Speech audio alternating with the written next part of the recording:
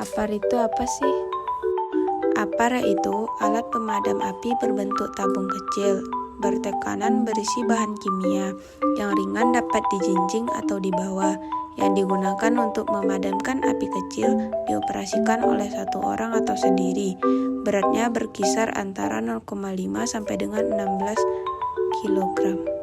Jenis-jenis apar. 1. Jenis cairan atau water. Jenis yang pertama merupakan sebuah tabung apar berisikan cairan atau air bertekanan tinggi. Apar dengan bahan dasar air ini sangat cocok untuk memadamkan api yang diakibatkan oleh bahan-bahan padat non-logam seperti kertas, kain, karet, plastik, dan jenis kebakaran kelas A lainnya. Namun, kekurangan dari jenis apar yang satu ini adalah kurang cocok digunakan pada kebakaran yang dikarenakan oleh instalasi listrik bertegangan. Jenis apar ini juga dinilai sebagai pemadam api yang paling ekonomis dan terjangkau dari segi harga. 2. Jenis busa atau foam. Jenis apar satu ini memang terbuat dari bahan kimia yang dapat membentuk busa ketika disemprotkan.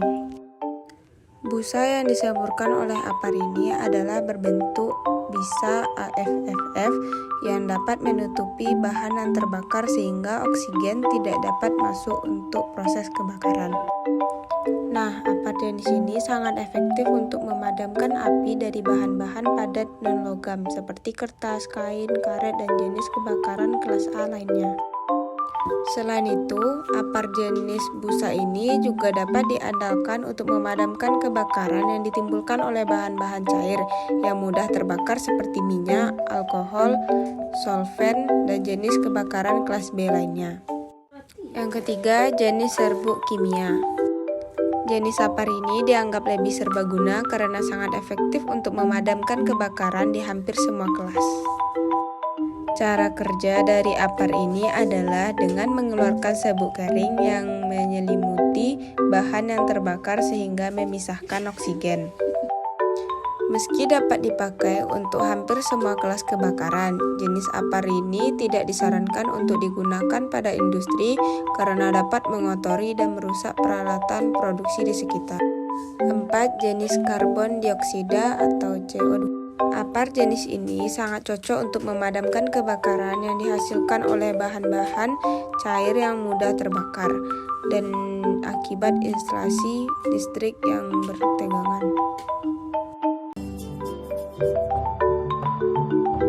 Saat terjadi kebakaran, pastikan klasifikasi sumber api. Kemudian, segeralah menuju lokasi penyimpanan apar yang sesuai. Sebelum digunakan, cek isi tabung pada pengukur tekanan. Pastikan jarum petunjuk ada pada posisi hijau. Catatan penting bagi para penanggung jawab apar untuk selalu merawat dan mengisi ulang sehingga siap digunakan setiap saat. Letakkan apar sejajar dengan tubuh. Hindari posisi kepala di atasnya. Tahan apar sambil melepas pin pengamannya. Periksa tekanan apar dengan cara mengarahkan corong ke atas, lalu tekan tuas beberapa kali. Setelah memastikan semua berfungsi dengan baik, angkat tabung apar dengan menggenggam pegangannya. Untuk menghindari isi tabung keluar dengan tidak sengaja, jangan membawa apar dengan posisi tangan menggenggam tuasnya. Sampai di lokasi kebakaran, ambillah jarak dari sumber api kurang lebih 2-3 meter. Apabila terjadi di luar ruangan, pastikan posisi kita tidak berlawanan dengan arah angin. Angkat tabung apar dan arahkan corong ke sumber api. Lepaskan isi tabung dengan menekan tuasnya. Kemudian, kibaskan corong untuk mengatur arah semburannya hingga merata. Setelah api berhasil dipadamkan, masukkan kembali pin pengaman tuas. Lalu, simpan apar pada tempatnya.